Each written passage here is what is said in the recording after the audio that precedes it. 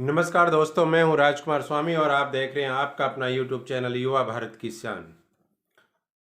दोस्तों, चुनाव चल रहे हैं और मुद्दों पे अगर हम चर्चा करेंगे तो मुद्दे जो हैं वो स्वाभाविक रूप से इस देश के लिए खतरनाक मुद्दों पे चुनाव होते हैं।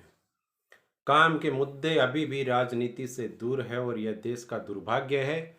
आने वाले समय में अगर युवा इस देश के नेताओं से जवाब नहीं मांगेंगे तो राजनीति का स्तर लगातार गिरता जाएगा। और यह बात स्वाभाविक है क्योंकि देश के अंदर युवाओं का देश है, तो अगर युवा आगे नहीं आएंगे तो कौन आगे आएगा।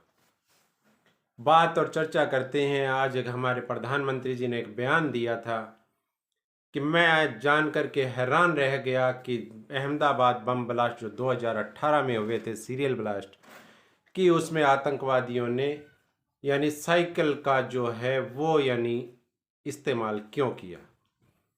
तो वो देश के प्रधानमंत्री हैं और देश के प्रधानमंत्री के बयान की बहुत ही यानी गहराई से पूरी देश की जनता उनको देखती है। वो पार्टी चाहे किसी के भी होंगे, लेकिन प्रधानमंत्री के बनने के बाद में पार्टियां नहीं मायने रखती है। वो देश की 135 करोड़ जनता का प्रतिनिधित्व करती है। और प्रधानमंत्री का यह बयान कहीं ना कहीं, हम अगर थोड़ा सा पीछे चला जाए, अगर इनको राजनीति में मैंने एक यानी देखा था, किसी का ट्वीट आया था तो उसमें ये लिखा हुआ था कि अगर साइकिल जिम्मेदार है उस आतंकवाद के लिए, तो जब राजीव गांधी की हत्या होती है तो उस समय उनको फूलों की माला पहनाई गई थी, तो क्या फूलों की माला राजीव गांधी की मौत की जिम्मेदार थी? प्रधानमंत्री का बयान की मैं ना तो निंदा करूंगा ना मैं उनका समर्थन करूंगा। बयान इसलिए महत्वपूर्ण है, मैं सिर्फ चर्चा यह करूंगा कि अगर देश के प्रधानमंत्री ऐसी भाषा और ऐसी चर्चा का इस्तेमाल करता है तो प्रधानमंत्री उन मुद्दों को क्यों भूल जाते हैं कि आज से 10 दिन पहले यानी उन्होंने संसद में उनके एक मंत्री खड़े होकर के यह कहते हैं कि हमारे देश में 25,000 लोगों ने आर्थिक रूप से और बेरोजगारी के कारण यानी आत्महत्या कर ली थी। क्या प्रधानमंत्री को देश के इन मुद्दों पर चर्चा नहीं करनी चाहिए? क्या विपक्ष को भी मैं ये जरूर कहूँगा कि वो भी यानी ये जो मंदिर मस्जिद और कब्रिस्तान के नाम पर कुछ विपक्षी नेता जो हैं वो यानी जनता को संबोधित करते हैं, तो क्या वो अपने वादों में ये वादे करते हैं कि हाँ, हम बेरोजगारी पे बहस करेंगे, हम जनता के मुद्दों पर बहस करेंगे? क्या प्रधानमंत्री जी को यह नहीं लगता कि यानी वो जो बलात्कार के जो मामले लगातार देश में बढ़ते जा रहे हैं, दलितों पे अत्याचार के जो मामले बढ़ते जा रहे हैं, क्या ये मुद्दे नहीं हैं हमारे चुनाव के? दोस्तों, चुनाव आते रहेंगे, चुनाव जाते रहेंगे, लेकिन प्रधानमंत्री पद की एक गरिमा होती है और उस गरिमा का अगर हम पालन नहीं करेंगे तो वो इस देश के लोकतांत्रिक देश के लिए अच्छे कदम नहीं होते हैं। मुद्दों पे अगर चुनाव होते तो आज देश के अंदर बेरोजगारी, महंगाई और भी शिक्षा और स्वास्थ्य के मुद्दों जैसे यानी उन विषयों पर विचार होता कि हमारे देश को यानी आगे युवाओं का भविष्य निर्माण क्या होगा। यह मुद्दे हमारे लिए सबसे महत्वपूर्ण होते। और युवा देश में जब यानी भारत, एक बात नोट करके रखना आप कि भारत विश्व का सबसे बड़ा लोकतांत्रिक देश है और इस देश के अंदर पूरे विश्व में सबसे ज़्यादा युवाओं की संख्या हमारे देश में है। अगर वर्तमान में कोई यह कहता है कि युवाओं को सरकारी रोजगार की, मैं बात नहीं करूंगा, रोजगार कभी सरकारी नहीं होते हैं, लेकिन मैं यह जरूर कहना चाहूँगा कि उनको ऐसे रोजगार की व्यवस्था होनी चाहिए ताकि युवाओं का जीवन यापन हो सके। आज एक यानी एमए कर लेता है, बीए कर लेता है, बीएड कर लेता है, एमएससी कर लेता है, यानी बहुत बड़ी बड़ी डिग्रियां लेकर के, और युवा घर जा कर के बैठ जाता है और हमारे राजनेता उन पे दो शब्द भी बोलना उचित नहीं समझते। तो क्या और किन मुद्दों पे चुनाव हो रहा है ये समझ से बाहर है हमारे। जब देश के प्रधानमंत्री इस तरह का भाषण देते हैं तो दुख होना स्वाभाविक सी बात है कि जब देश में इतने बड़े बड़े मुद्दे हैं, अगर प्रधानमंत्री जी देश के सामने अपना विजन रखते कि भी मेरा विजन ये है और मेरी सरकार अगर आप इसको दोबारा बनाएंगे तो मैं इस विजन को यानी मैं पूरा करूंगा, लेकिन ऐसे मुद्दों को छोड़ करके लाल टोपी पे यानी लाल टोपी देश के लिए खतरनाक है और यानी साइकिल देश के लिए खतरनाक है। दोस्तों, ये क्या चल रहा है, ये समझ में नहीं आता कि राजनीति किस दिशा में जा रही है। और यह देश का सबसे बड़ा दुर्भाग्य भी मैं कहूँगा। और प्रधानमंत्री जैसे पद पर बैठे हुए व्यक्ति को तो इस बात को यानी गंभीरता से सोचना चाहिए कि उनके जो एक एक शब्द का उनका यानी पूरे विश्व के अंदर यानी एक संदेश जाता है, क्योंकि वो देश की 135 करोड़ जनता का प्रतिनिधित्व करते हैं।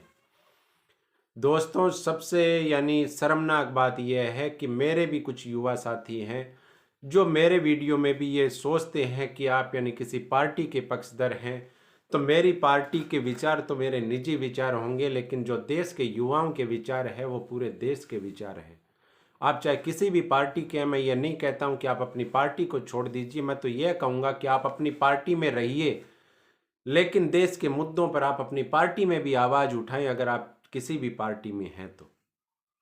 अगर देश के मुद्दों पर हम बहस नहीं करेंगे, महंगाई पर बहस नहीं करेंगे, स्वास्थ्य सेवाएं हमारी कैसी है, अगर इन मुद्दों पे हम बहस नहीं करेंगे तो हम यानी कहाँ पर बहस करेंगे और किससे बहस करेंगे। पाकिस्तान जाके तो हम बहस कर नहीं सकते। तो चुनाव अब आप देखते हैं, चुनावी रैलियों में जब आप देखते हैं कि यानी सिर्फ धर्म की राजनीति, पाकिस्तान पर राजनीति, कोई बयानबाजी जिसके यानी कोई मायने नहीं है, हमारे देश के चुनाव में ऐसे मुद्दों पर यानी राजनीति हो रही है। दोस्तों, अगर ऐसी राजनीति होती रही तो एक दिन वो जरूर आएगा कि जिस दिन यानी देश की जनता जो है वो सड़कों पे होगी, लेकिन उसको नेतृत्व करने वाला कोई नहीं मिलेगा। आज एक नेता एक पार्टी में है, वो नेता यानी उस बयान की निंदा करता है, दूसरे दिन पता चलता है कि वही नेता जो आपका नेतृत्व कर रहा था वह उसी पार्टी में चला गया है। यह देश का दुर्भाग्य है कि नेता हमेशा यानी पार्टियां बदलते रहते हैं। तो आज ही हमारा समय है कि क्यों ना हम सब मिल करके एक आवाज़ उठाएं और मुद्दों के ऊपर चुनाव लड़ें। और मुद्दों के ऊपर चुनाव हम क्या लड़ेंगे, हमारे इन नेताओं को लड़वाना पड़ेगा और यह बीड़ा देश की यानी इस जनता को उठाना पड़ेगा। और जनता के अंदर सबसे ज़्यादा ये मुद्दा युवाओं को उठाना पड़ेगा। आज हमारी बहन बेटियां रात्रि के समय बाहर निकलने से डरती है और घबराती है, तो हम कैसे देश की कल्पना करते हैं, क्या हम सुरक्षित रहते हैं? हम पाकिस्तान का भय तो हम दिखा देते हैं, लेकिन हमारे घर के अंदर जो भेड़िए छिपे हुए हैं इनके लिए हम क्या व्यवस्था कर सकते हैं, ये हम कभी नहीं सोचते। हम दूसरे देश का भय बिल्कुल दिखा करके हम वोट दे देंगे, लेकिन हमारे देश के अंदर क्या हो रहा है उसके लिए हम वोट देने से पहले कभी नहीं सोचते हैं। बेरोजगारी के लिए हम किसको जिम्मेदार ठहराएंगे? पाकिस्तान को जिम्मेदार ठहराएंगे या चीन को जिम्मेदार ठहराएंगे? अब हम चीन का विरोध करते हैं, बिल्कुल विरोध करते हैं। आज से 5-6 दिन पहले प्रधानमंत्री जी ने और ऐप्स भी सरकार ने बंद कर दिए थे, जो चाइनीज ऐप थे मोबाइल में आते थे वो बंद कर दिए थे। लेकिन एक यानी आंकड़ा यह भी था कि यानी 50% जो है चीन के साथ में व्यापार में बढ़ोतरी हुई थी। आपको याद होगा कि चीन का जो व्यापारिक आंकड़ा था वो बहुत कम था और यानी घरेलू उत्पाद ज़्यादा यानी चलने चाहिए थे, लेकिन ऐसा देश का दुर्भाग्य हुआ कि ऐसा नहीं हुआ और चीन के साथ जो व्यापारिक संबंध थे वो और यानी मजबूत हो गए। तो चीनी यानी मोबाइल के अंदर अगर आप यानी फोटो वीडियो शूट के जो ऐप है अगर आप इनको बंद कर देंगे तो चीन भूख कभी नहीं मरेगा। देश के अंदर ऐसी व्यवस्था होनी चाहिए, जो चाइना में जो आइटम बन रहे हैं वो अगर भारत में बनने लग जाएं तब जाकर के देश के युवाओं का भी भला होगा और यानी हमारी जो आर्थिक प्रगति है वो भी सुधार में आएगी, अर्थव्यवस्था जरूर सुधरेगी देश की। तो क्या हम इन मुद्दों पे कभी चुनाव लड़ेंगे? यह देश का भविष्य बताएगा कि हम इन यानी महत्वपूर्ण मुद्दों पर, शिक्षा और स्वास्थ्य सेवाओं का तो आपने देखा होगा कोरोना के अंदर कैसे कैसे यानी देश के हालात हुए थे, लेकिन चुनाव में यानी वो मुद्दे गायब हो गए। ना कोई शिक्षा का मुद्दा है, ना स्वास्थ्य का मुद्दा है, ना महंगाई का मुद्दा है, ना बेरोजगारी का मुद्दा है। मुद्दे रह गए हैं सिर्फ धर्म, कब्रिस्तान, शमशान घाट और पाकिस्तान।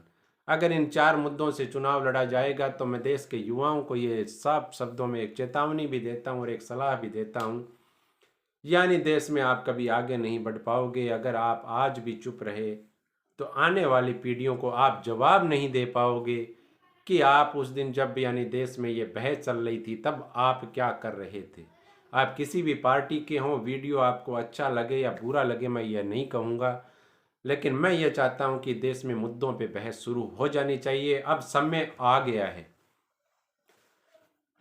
तो दोस्तों, आप भी वोट करते समय इन मुद्दों का ध्यान रखें कि यानी किस मुद्दे पे और किस यानी अच्छे उम्मीदवार को वोट करना है, चाहे वो किसी भी पार्टी का हो, मैं ये नहीं कहूँगा।